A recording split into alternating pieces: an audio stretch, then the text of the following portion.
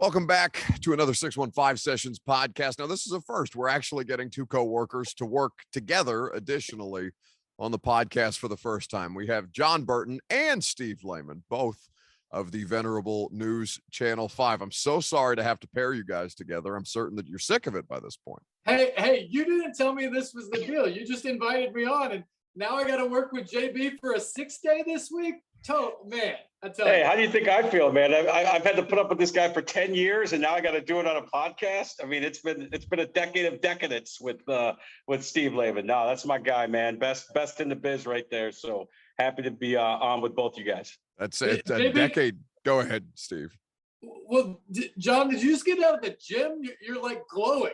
We already are used to the gun show, but you know what it is, Steve? You know what it is? It's I got a case of the Jarrell Casey shower sweats. Remember when Jarrell would get out of the shower? Yes. I just got out of the gym. I just got out of the shower, and so I got the Jarrell Casey shower sweats going. Give the man a towel. Yeah, that is nobody sweated more at the podium though than Marcus Mariota. Like perpetually, Marcus Mariota, a perpetual shower sweater post game in ways that look deeply uncomfortable. Now, I thought that was just like a big man problem. Like I thought that was just me, just because, there's a lot of weight I'm carrying around. I get, I get overheated when I'm walking upstairs at this point, or, apparently when I'm attempting to work out, as our buddy Austin Huff was so kind to point out in that Cork Bats monstrosity, just absolutely lighting me on fire. But we're not here to talk about that today. We're here to talk about OTAs, Titans on the practice field. But I mean, it's as good a place to start as any, given that we're talking about conditioning. We finally heard from Treylon Burks, the mystery man himself, for the first time since he got drafted. Now, there was precious little that we learned, Steve, but other than he wanted to defer his inhaler questions to Mike Vrabel, which I'm sure is going to be super forthcoming about all of these things. Yeah, and Mike Vrabel wanted to defer that answer to never. Yeah, we're not going to get that from him, and apparently we're not going to get it from Treylon Burks either. I'm struggling with this one. I don't think this matters a whole lot. The only thing that matters is that he's in shape and ready to go come the season. But given the history of the draft class, given the struggles at wide receiver, given the loss of A.J. Brown, Treylon Burks has to be a real factor for this team. And I don't know if we've had any real encouraging signs through 2.5 weeks that that's going to happen in the way they need it to happen. Now, on the flip side, the guy who's incredibly encouraging is Robert Woods. The fact that he's out there 6 months after tearing his ACL and going through routes and all that, albeit not at 100%. But at the moment, if you have asked me a month ago, I've said, okay, Treylon Burks has a lot to live up to, but I love the talent set and all that. And he's going to be the guy that maybe has to carry the load at the beginning while Robert Woods works his way back into form off the injury.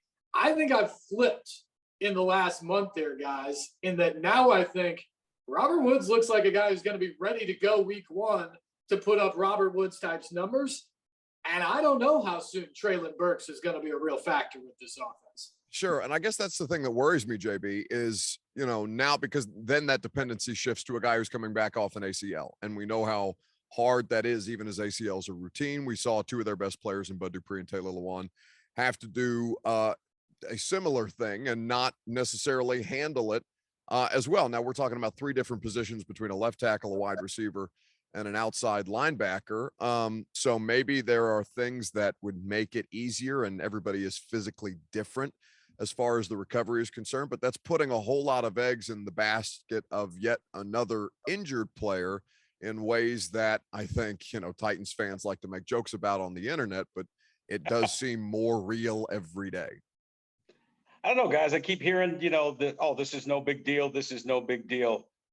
To me, it is a big deal that your first round draft pick, the guy you moved up to draft 2 seconds after you traded A.J. Brown to the Philadelphia Eagles, it's a story that he was able to get through a practice yesterday. Yeah, I got major concerns about that. And you look at the fact that your top 2 receivers, as Steve mentioned, Woods coming off major, knee surgery, looks good. Looks like he'll be ready to go opening day. Heck, he might be ready to go opening day of training camp, knock on wood. But you've got a guy coming off major surgery and another guy who, listen, I think he has potential to be a really good football player, but He's having trouble making it through the practice. We don't know what's going on with the inhaler. Here's the problem with this. We're not being told straight up what the problem is.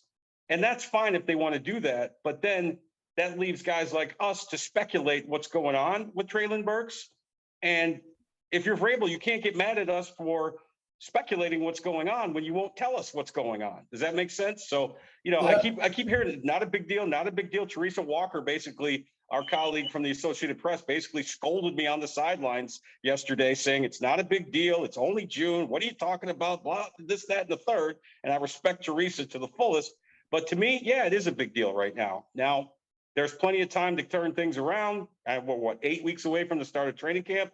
But I've said it before. I've said it to both of you before. And I maintain this. It's not a good look. No, and guys, the other thing is there's a little bit of history here. I think it was Albert Breer the other day who reported that there were a few other teams that viewed his conditioning before the draft as a red flag. And so there were other teams out there doing their due diligence that were scared away from Treylon Burks, apparently because of this exact issue.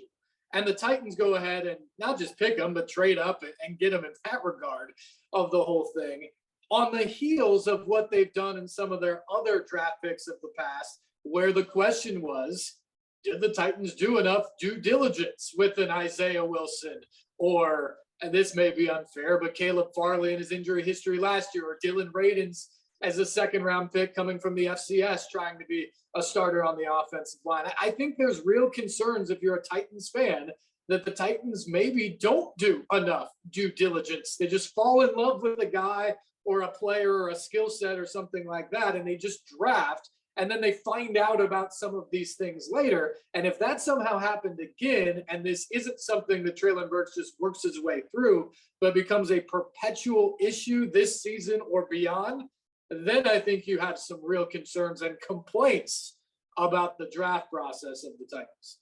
Yeah, because when we were talking to Treylon, or when Treylon was talking to the media, I guess that would have been yesterday, Wednesday, as we're taping this on a Thursday afternoon. The thing that kind of popped into my head was his introductory press conference when they flew him in on Friday, the draft, with Vrabel and Robinson. And he had brought up unprompted the idea that his initial interview with them did not go well, right? Did not go well, but he came back around and said, hey, or whenever, at whatever point later, he reached out back to them and said, hey, I know this didn't go necessarily the way that I wanted it to, or the way that it could have gone better. If there's another opportunity for us to kind of try and have a second first impression, that'd be swell. Now, that's not a physical conditioning thing. That's one of those like 18-minute combine interview, hey, can I sit this kid down and throw some high heat at him while we watch some bad snaps, and how does he handle it type of thing. It's two different settings. But it is curious. And these are things that we can only be curious about because we're never really going to get what the process looks like on the inside of these. We don't have Peter King access, and sure as hell Mike Vrabel's not going to be the one to give us that kind of access to let, Peter King sit in a draft room with them while they go through their process. It's all really, it's basically a day-by-day process. But, to your point, JB, and just to kind of put a bow on it, I think it wouldn't have been a story if it was just like a day, like just the inhaler day. But then when you come back and for the first day of OTAs last week, it's an issue again. When you come back this week, when there's only 1 day a week that's available to us, and he's in and out, he's still not doing everything that the rest of the rookies and veterans out on the field during this period of time, during this phase 3 are doing. That's when it becomes bad optics. Yes. How big of a concern, we can't really say, because we really don't have any indication of where the actual issue could lie. There could be a completely reasonable explanation for it. And because they're overprotective with these things, because they think it's in the best interest of the players, this is the way that they're going to conduct themselves. Now, I thought that Todd Downing, for his part, was pretty transparent. We talked to both the coordinators, Shane Bowen and Todd Downing, on Wednesday morning. And I thought when John Glennon asked him about starting faster in games, I didn't realize how slow they were in games and first quarters, particularly where they're scoring 3.4 points per first quarter. And that's nearly cut in half from what they were doing in 2020 to get out on top of opponents and then play towards a better style. I thought that Todd Downing was fairly transparent about that. And I think he has to be, because they brought in Tim Kelly to kind of, provide some extra eyes and ears on these things, Steve, and give the Titans a better opportunity to evolve that offense into a modern age passing game. Yeah, no question about it. We're actually running a story on Tim Kelly tonight and what that's supposed to be. He was brought in to make this offense a top half of the league offense again, or a elite offense again. He's got a bunch of different pieces. Todd Downing does as well, but it's clear. I mean, the main thing with Tim Kelly is the passing game has to be better. You assume Derrick Henry is going to be back to being Derrick Henry, but this passing game has to be better than it was last year for sure. They've got to find a way to get the tight end back involved. They've got to find a way to get more production than just one or two wide receivers. And they're going to need Treylon Burks and Robert Woods to step up and be the big-time players that they hope that they can be, to take some of that pressure off of Ryan Tannehill. Because, look, for all the criticism Tannehill got last year, it wasn't all on him. Right. It wasn't his best year, but that was in large part because of everything else that was going on around him. And so when they say that they've got to be better around him, they do. They've got to be better around him. And some of that has to go with the play calling and the game planning and all that. And Tim Kelly was brought in specifically for that in the passing game. And I think there's reason to be excited given his track record, but also it's a wait and see deal. Maybe would it put I mean, obviously we have no way to reasonably prognosticate about these things, but let's say the offense gets substantially better because Tim Kelly's on the staff, and there's probably going to be a great many reasons, like, not having to dress 91 players throughout the course of a season, knock on wood if you're the Titans or whatever, that would lead them to be, if nothing else, more stable and more consistent on a week by week basis. But if they do substantially improve and we see an evolved modern version of Titans offense, does that put Todd Downing's job in jeopardy, ironically enough? Well, listen, I think everything's in play, right? This is National Football League. You're hired to be fired. So certainly that is a possibility. Knowing Mike Vrabel, like we think we know Mike Vrabel, I don't think he's that type of cat. I think he wants to make it work with Todd Downing, with Coach Kelly's help, if that makes any sense. So, but yeah, I mean, it's always a possibility, and the politics sometimes dictate what you do with your staff. But to answer your question, sure, anything's possible. But, I think it's going to be more to what Steve said, to where it's going to be an extra set of eyes for Downing, an extra, a guy to go over film with, a guy to study opposing defenses with, to know tendencies of what they like to do, what they don't like to do, how they like to attack, coverages, that kind of thing. So I'm sure the hope is that it's just going to be a happy marriage between Kelly and Downing. But, if Vrabel or anybody else in the organization feels like, wow, Kelly's made that much big of a difference, we may have to consider, making him the OC and moving on. That's on the table. But do I think it'll happen? My guess would be no. Steve, do you guys get to talk to Kelly for this piece you're running? No. He's not been available. So it's just taken Downing. And Robert Woods was very complimentary. He said that he actually talked to Brandon Cooks from last year when Cooks was in Houston, and Cooks just raved about the concepts and some of the things that Kelly does. And so he said that's already been beneficial as they look. And he specifically pointed out things and ideas he has for himself. This is Woods talking, and Austin Hooper, which if you're a Titans fan, you've got to be excited about that, because those are the two big new pieces that are veterans that understand the league, that he can get into those details right now about. But guys, as we're sitting here thinking about this, I also wonder, I think there's some excitement about Kelly, but how much is it Kelly versus Robert Woods and Treylon Burks and Austin Hooper and the players that they brought in that have to be better? The players themselves have to be better than the players that were on the field last year. And then I flip to the defensive side of this. Is part of the reason that they're using this format of bringing him in as a passing game coordinator is what happened last year on the defense when they were so awful that they bring in Jim Schwartz as a senior consultant. They kind of reimagine things, and they have much better success with that extra pair of eyes. But as we think about it, was it the extra pair of eyes of having Jim Schwartz in the room, or was it the fact that Jeff Simmons developed into an absolutely dominant freak up front, Danico Autry was one of the best free agent signings in the league.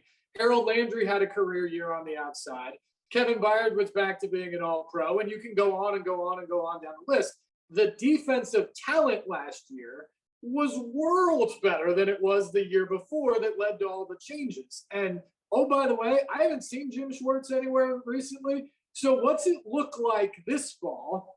And, you know, if they take a step back, will it because there are extra eyes out of the room, or will there be something? So all of this is very interesting, and I think we can dissect it many different ways. But when you look at the offense, it's got to be better. But is that going to be Todd Downing? Is it going to be Tim Kelly? Is it just simply going to be the guys on the field being better? And then what do you see on that defensive side as well this year? There are a lot of question marks with all of that. Yeah, no, Well, I saw. Go ahead, JB. Well, I was just going to say, I think defensively, I think the fact that they smartened up and implemented a standalone DC was a big help as well. You know, you didn't have a coach trying to do double duty. You know, you had Shane Bowen in charge of the defense, obviously with Vrabel's input and influence. I think that was a big factor of it too. But sure, you had great years from Simmons. Byard got back to his all-pro form, which was much needed. You know, all the things that Steve mentioned, they got after the quarterback a lot better. But I think just, you know, it may be as simple as just having a standalone DC as opposed to what they tried to do in 2020 with Vrabel and Bowen kind of splitting it. You mean to tell me that there's multiple layers to why things could be bad or good? Why it's wrong to assign success or blame to one individual face, even though that's the easiest thing in the world to do. And, you know, I mean, I understand why fans gravitate towards that. And hell, I mean, it happens to us from time to time too. You can get caught up in the moment and be like, wow, that guy really sucks at calling plays, and then not take into account that Jadeveon Clowney is not playing. And when he and Jeff Simmons were playing, it looked like something kind of close to what we were getting this most recent season. But of course, the availability kind of wrecked all of it. And then on the offensive side of the football, it could just be as simple as availability of the players being improved, because maybe they could have done something better or different last year. But there's just so many different factors that go into this that make it so difficult to parse by just one grand sweeping statement or indictment of one person or one player or one group or whatever. That does make this stuff kind of interesting to dissect. Now, I was of the belief that Shane Bowen was in an infinitely better position coming into last season than Todd Downing was, because Shane Bowen's defense could not get worse. It was historically wretched. And Todd Downing was taking over the best offense in the Titans era of football that we had seen for a great many reasons. And I think he's very cognizant of that, because he was asked about the pressure that Tannehill was under earlier this week or yesterday when we spoke to him, and he you know, kind of laughed a little bit and said, well, he's not the only one who's been under considerable scrutiny this year. Yeah, no doubt about it. Go ahead, Steve. No, JB, you take it. No doubt about it. I mean, we are quick to lay blame to like one or two individuals in these types of situations. And let's face it, you know, Tannehill was not good in that playoff game against Cincinnati, and neither was Downing. At times during the season was not good in terms of turning the ball over. They had that streak of, was it 3 games where they had like 9 turnovers in 3 weeks or whatever. But yeah, I mean, there is a lot of pressure on Todd Downing this year, especially with AJ Brown gone. You know, you got all these new guys coming in. We mentioned Robert Woods, we mentioned Austin Hooper, and of course, you know, Treylon Burks, who, you know, needs to obviously step his game up as well. So yeah, you still got that beast in the backfield, but that beast is coming off the first major injury of his career, and he's not getting any younger, and he's still really good and still, you know, arguably the best in the league. But, you know, there's a lot that Todd Downing's going to have to navigate through this preseason to get everything up and running by opening day. It's a team game, and that includes the coaches. And JB, another thing that I just thought of as you're going through that with Derrick Henry is you would like to lessen his load a little bit by having a more complete offense. But that comes back to Downing's offense, and then the players like Tannehill and like Woods and Hooper and all those guys performing on the outside. Because if they struggle or the passing game looks like last year, then you've got to rely on Derrick Henry to carry the load maybe 400 times like they were before, because frankly, at the beginning of last year, they couldn't trust the passing game. Yeah. So they just kept giving it to Henry because he was getting the job done. That's the situation they don't want to be in. They're not going to be scared to hand him the ball, but you don't want to feel like that is your only offense. And at times, that's been the crutch for the Titans. Is it's like, well, we know Henry will get the job done. And if you're trying to not just have a successful season from him this year, but prolong his years out because of how big of a part of this offense and how big of a part of this franchise he is, you want to stay away from that if at all possible.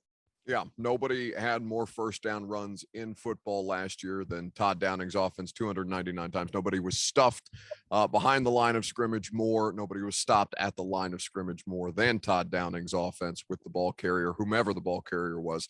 2nd and 7 plus as well. I ran the numbers yesterday when I was writing. 2nd and 7, they ran it 2nd and 7 plus. So basically 2nd and long, they're running it 79 times. Again, most in the league. They're getting stopped at the line of scrimmage the most times in the league and stopped behind the line the most times in football, because teams are going to give them the 4.5, 5 yards on 2nd and 7 plus because, okay, we'll stop you on 3rd and 3 because what are you going to do? You're going to throw the obvious pass to A.J. Brown, and we're going to send 6 guys over to there in the area to make sure that it's defended. Just to kind of wrap things up, it's Julio Jones Cap Relief Day. Happy Julio Jones Cap Relief Day to all who celebrate across Middle Tennessee and wherever there are Titans fans. I don't think they're going to do anything with it other than, pay practice squad players and sign the rest of the rookie class. I think there's 3 guys still out there without contracts. I think that's injury pool money, and wherever else they are, I don't think that you're going to see any kind of big June spending spree in the way that I think a lot of Titans fans want them to, JB. Yeah, I've thought for several weeks now that they would still go out and try to sign a veteran wide receiver, but that market is pretty much dried up. I think T.Y. Hilton's still floating out there. Maybe Will Fuller and T.Y. Hilton are like the top names. Yeah, I thought maybe Jarvis Landry might be an option. But when he went home to New Orleans, that pretty much dried the market up. I agree with you. I don't see them bringing in anybody else until at least training camp starts. And, if somebody gets hurt or something like that, like you said, you got to have that little nest egg saved away in case you got to sign someone or if someone goes down or whatever. We remember, Jonathan Cyprien a few years ago goes down, and they were able to bring in Kenny Vaccaro, and, he ended up being a starter for them, and they paid him pretty well. So, yeah, I think they're just going to have that little money stockpiled away, in case of emergency break glass. Maybe, like I said, maybe a backup offensive lineman they'll bring in or a rotational guy on the interior on either offensive defensive lines. But as far as like skill players or anybody that we would hear of or know about, I don't see it happening at this point. Steve, can Josh Malone be a starting wide receiver or role-playing wide receiver on the Tennessee Titans this year?